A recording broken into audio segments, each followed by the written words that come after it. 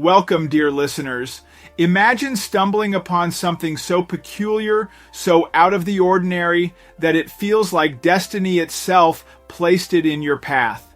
A simple walk on the beach becomes the start of an extraordinary chain of events, a mysterious object, glowing with secrets, altering one man's life forever. What would you do if a single discovery turned your world upside down? Stay with me as we unravel the captivating story of Oliver and the strange stone that changed everything. Oliver felt a sharp pain in his feet. When looking down, he realized he stepped on a suspicious-looking stone, but he didn't think much of it. After taking a closer look, he discovered this wasn't a normal stone. He believed he had found something astronomical.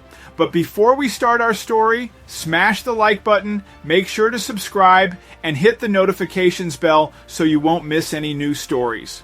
Oliver decided to take the stone to a jeweler with the intention to trade it for a lot of money. This would change his life forever, but not in the way he hoped. Oliver had so much pain in his foot that he was limping. He was then approached by a lifeguard who asked him if everything was all right.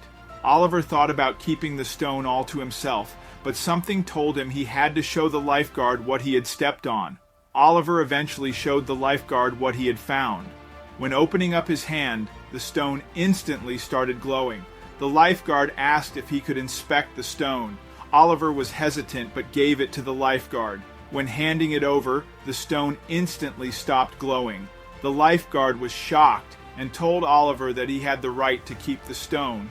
Oliver was relieved but would eventually come to regret it. Oliver decided that he would go to a jeweler he knew. This was the only person he really trusted at the moment. Mark was shocked to see the stone. Oliver could see that it was like Mark recognized something.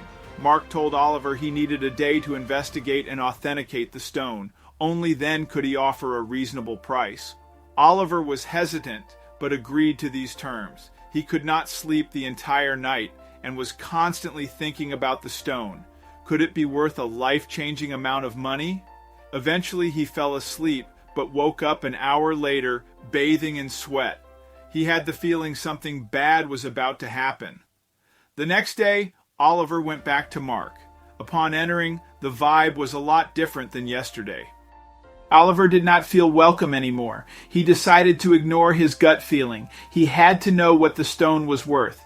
But Mark acted extremely suspiciously. Upon starting the conversation, he told Oliver that he could not have or even see the stone. Oliver was confused. What does that even mean? Mark wasn't making sense, yet started a massive rant. Oliver got into a heated argument with Mark. Oliver wanted his stone back, but Mark did not even show the stone. He said Oliver did not have the right to it anymore. Oliver really wanted to start a fight, but there were more people in the store, so he calmed down a bit. Oliver then decided he would take his stone back. Without warning, Mark walked into the back office. Oliver did not see his stone, but he knew it had to be somewhere. Mark instantly followed Oliver inside, and the two kept arguing. Eventually, Mark gave in. Mark gave the stone to Oliver, but when Oliver looked at it, it did not start glowing. Oliver asked Mark what he had done to the stone, but Mark gave some fake answers. Then Oliver realized something was off. The stone that Oliver had found was way heavier. Mark had given Oliver a fake stone to get rid of him. It even looked really cheap. Oliver threw the stone back at Mark, and Mark finally realized it was useless to try and deceive Oliver. Mark sighed and gave the real stone back to Oliver. Oliver finally calmed down, but then Mark said to him that he had made a big mistake. He should not have taken the stone back. Mark said that Oliver would definitely regret this. Oliver stepped outside with the stone, thinking about what Mark had just said. This couldn't be good. What had he found? Oliver sat in his car and instantly felt he was being watched. He had to protect the stone at all costs. But what happened next, Oliver never expected. While driving away, everything was fine, and Oliver felt relieved he had the stone. Then he realized he was being followed by a black van. Was this a coincidence? To know for sure, Oliver drove 3 times around the same block. The black van was still behind him. This couldn't be good. Oliver stepped on the gas to shake the van, but the van sped up as well. Oliver was really scared. For a brief moment, he wanted to throw the stone out of his window, but something kept him from actually doing that. After some clever maneuvering, Oliver managed to shake the van that was following him. He now knew for sure he had found something special, but he had to quickly get rid of it. Yet he only kept thinking about money and not his own safety. Oliver decided he would go to another jeweler the next day to sell the stone. It was already late, so no jeweler was open anymore. He just had to get through the night, but Oliver had the feeling that wasn't going to be easy. Oliver was very restless that evening, so he decided to go to a friend's house. He wanted to show the stone before selling it. This decision probably saved his life because when he returned home, he turned pale. There were a lot of people gathered in front of Oliver's house. He did not know what was going on, but then he saw something. His neighbor recognized Oliver and told him it was not a good idea to enter. The first thing Oliver saw was that his front window was completely shattered. Upon inspecting further, it seemed like his front door was also kicked in. Everyone tried to stop Oliver from entering, but he did not listen. When entering, he burst into tears. Oliver's house was a huge mess. He could not believe his eyes. Realizing nothing was stolen, he knew they were after the stone. Literally, his whole house was searched, and many things were destroyed. Oliver had to call the police. When calling, the police did not want to come if nothing was stolen, but Oliver insisted they make a report. This was the only way insurance would cover this. The woman on the phone did not seem pleased, but she told Oliver she would send some officers. After waiting for half an hour, a police car finally arrived. There was only one officer inside the car. Oliver quickly ran outside to tell him what was going on. The officer seemed to take it very seriously until he stepped inside. The police officer suddenly got a call. Upon answering, his attitude totally changed. He looked at Oliver and did not say a thing anymore. Oliver got the feeling something was off. He asked the police officer what was going on, but he told Oliver nothing was going on. He then said Oliver needed to file a report and that they would look into it. When Oliver asked why the officer didn't investigate the break-in, he didn't answer. Oliver filed a detailed report of the break-in, but he was surprised that, without even looking at it, the police officer stepped back into his car and just drove off. Why were they not taking him seriously? Was this all connected? Oliver really wanted to get rid of the stone. The first thing he planned to do in the morning was to go to the nearest jeweler. It was too late now to just throw it away because the people looking for it would keep coming for him. Oliver did not sleep all night. His neighbor invited him to stay at his home.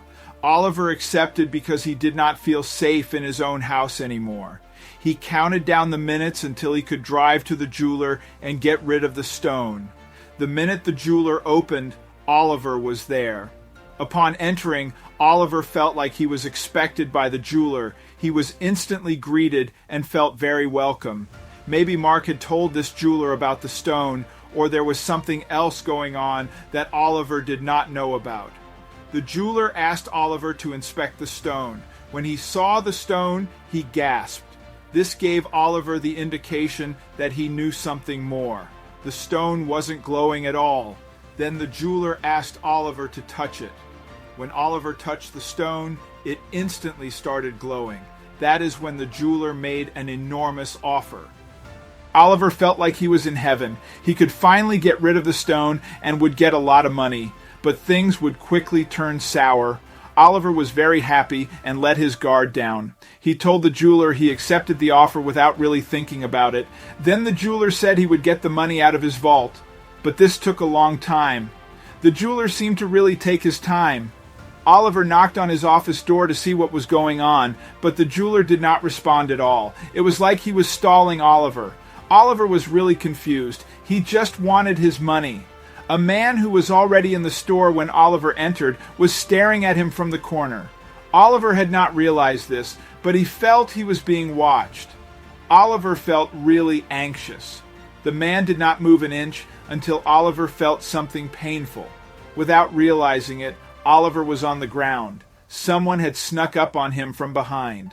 The jeweler came back in and confirmed to the man that Oliver was the one they were after. Oliver started crying.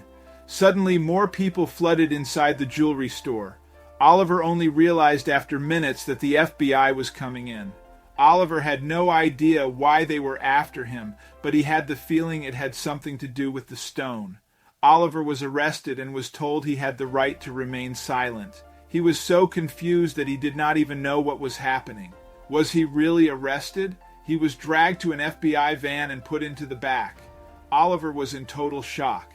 He even fainted for a moment. It was all too much. The officers tried to get him back to consciousness. Oliver started to beg the officers to let him go, but they weren't going to let him go. He was brought to the nearest FBI office. When entering the office, everyone was staring at him like he was some kind of criminal. Oliver had to get his story straight if he wanted to get out of this situation. Otherwise, he would be in jail for the rest of his life. He was instantly confronted with the stone. He was asked where he got it from and who his accomplices were. Oliver was still in such shock that he could not even answer one single question. Then he was brought to a lineup. He was asked to identify his accomplices. The people in the lineup did not even seem to recognize Oliver and were surprised to see him there. Oliver asked the officers if this was some elaborate joke, but they weren't joking. He told them he didn't know anyone in the lineup. He calmed himself down and told the officers he was ready to tell the entire story of how he got the stone. The officers were very interested and agreed to take him back for interrogation. Oliver started telling his side of the story. He found the stone on the beach while he was surfing. He stood on it and really hurt his foot. He even showed the scar on his foot. The officers agreed to believe him and go to the beach to investigate. Oliver was brought to the beach with the officers to identify the place where he had found the stone. Oliver roughly pointed to where he had found the stone. A large group of officers instantly investigated further. Luckily for Oliver, he saw the lifeguard he had spoken to earlier. The lifeguard agreed to talk to the officers. He gave Oliver the alibi that he needed to prove he did not obtain this stone illegally. Then the officers trusted Oliver again and started telling him what was going on with the stone. The stone, or diamond, was part of a massive diamond heist last week. Oliver could prove his innocence, and thanks to the traces on the beach and more people finding stones, this led to the real thieves. The thieves had hijacked a plane carrying a lot of diamonds. When jumping out of the plane, they lost some diamonds in the water. Oliver was fully compensated for all the damages.